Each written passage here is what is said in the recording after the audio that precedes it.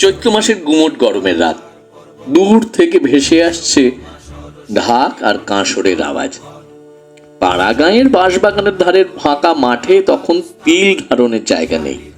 মঞ্চে চলছে দেবাদিদেব মহাদেবকে নিয়ে চটুল মশকরা, আর হাসিতে ফেটে পড়ছে 8 থেকে 80। অবাক হচ্ছেন, ভাবছেন এ কেমন শিবের আরাধনা? তবে শুনুন, বাংলার ঋতুচক্র চৈত্র মানেই এক বিদায়ের সুর, আবার নতুনের আবাহনও বটে। মাঠ ঘাট ফাটা, রোদ্দুর আর দুপুরের তপ্ত বাতাসের মাঝেও যখন গ্রাম বাংলার আকাশে বাতাসে ঢাকের কাঠি বেজে ওঠে, তখনই আমরা বুঝি দরজায় কড়া নাড়ছে শিবের গাজন।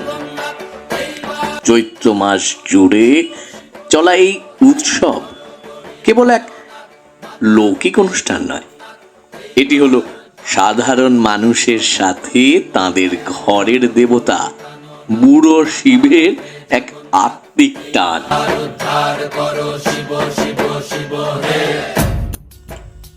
বাবা তারকনাথের চরণে সেবা লাগে মহাদেব। শিবের চরণে নিজেদের সঁপে দিয়ে একদল মানুষ সারা মাস জুড়েই কঠিন কৃচ্ছ সাধন করেন। এই সন্ন্যাসীদের জন্যই একটি পরম পবিত্র অনুষঙ্গ হলো বেতের ছড়ি। লোককথায় এই পবিত্র বেতের ছড়ি ধারণ করে যদি কোনো ভক্ত সমগ্র চৈত্র মাস কাটিয়ে দেন, তবে নাকি মৃত্যুর পর তার স্থান হয় পুণ্যময় শিবলোকে।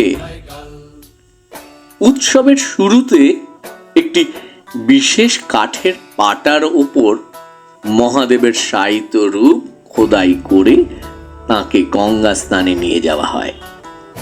এই পবিত্র পাটা স্নান দিয়ে শুরু হয় মূল উৎসব।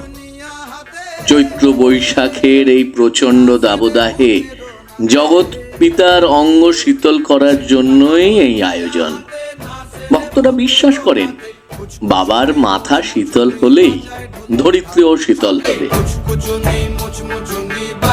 গাজনের সব থেকে রোমহর্ষক দৃশ্য হলো সন্ন্যাসীদের ঝাঁপ। বাঁশ বা কাঠের তৈরি একটা উঁচু মাচা থেকে সন্ন্যাসীরা নিচে পেতে রাখা ধারালো বঁটি, কাঁটা বা আগুনের ওপর ঝাঁপিয়ে পড়েন। কয়েক তোলা সমান উঁচু থেকে অবলীলায় এই মরণ ঝাঁপ দেওয়া দেখে দর্শকদের বুক কাঁপলেও সন্ন্যাসীদের মুখে থাকে কিন্তু অটল হাসি, আর মুখে অনবরত বলে যায় হর হর মহাদেব, হর হর মহাদেব। ভক্তি যখন চরম সীমায় পৌঁছয় তখন শরীরের মায়া তুচ্ছ হয়ে যায়। তারা বিশ্বাস করেন ওপর থেকে পড়ার সময় কোনো এক অদৃশ্য হাত বা পরশ তাদের আঁকলে রাখে। তাই অসাধ্য সাধন করেও ভক্তের অঙ্গে কোনো তার আঁচ লাগে না। এই ধরুন, যেমন ছোটবেলায় কেউ সাইকেল শেখানোর সময় হাতটা ছেড়ে দিলেও আড়াল থেকে নজর রাখেন যাতে আমরা পড়ে না যাই, মহাদেবও ঠিক তেমনি এক অদৃশ্য ভরসা।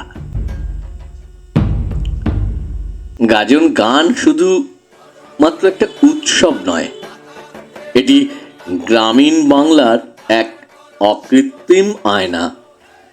তীব্র ব্যঙ্গ আর তির্যক রসিকতার মাধ্যমে এরা মানুষকে শেখায় প্রতিবেশীকে ভালোবাসতে, নিজের সংস্কৃতিকে সম্মান করতে।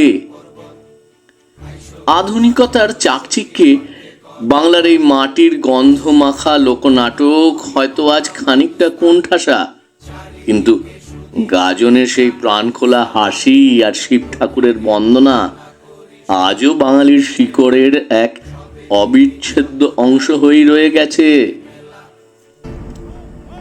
চৈত্র সংক্রান্তির গাজন উৎসব ও চড়কের মেলা আর মানুষের ঢল জানান দেয় যে অভাব অনটনের মাঝেও গ্রাম বাংলা তার সংস্কৃতিকে আজও বুকে করে বাঁচিয়ে রেখেছে।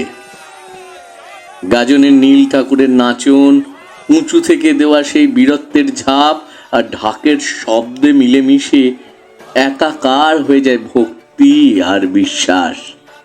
সংক্রান্তির শেষ সূর্য যখন পাটে যায় তখন সন্ন্যাসীরা তাঁদের ব্রত শেষ করেন এবং নতুন বছরকে স্বাগত জানানোর প্রস্তুতি নেন।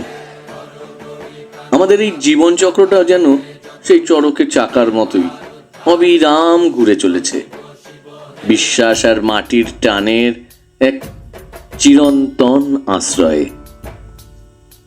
চড়কের ঠিক আগের দিনটি হলো নীলষষ্ঠী।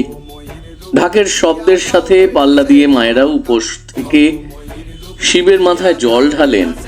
সন্তানের মুখে হাসি ফোটাতে মায়েরা যখন নীল বাতি জ্বালান তখন মনে হয় ভক্তি আর বাৎসল্য মিলে মিশে গাজন যেন এক পারিবারিক উৎসবে পরিণত হয়েছে। বাবা মহাদেবের কৃপায় সবাই ভালো থাকুন।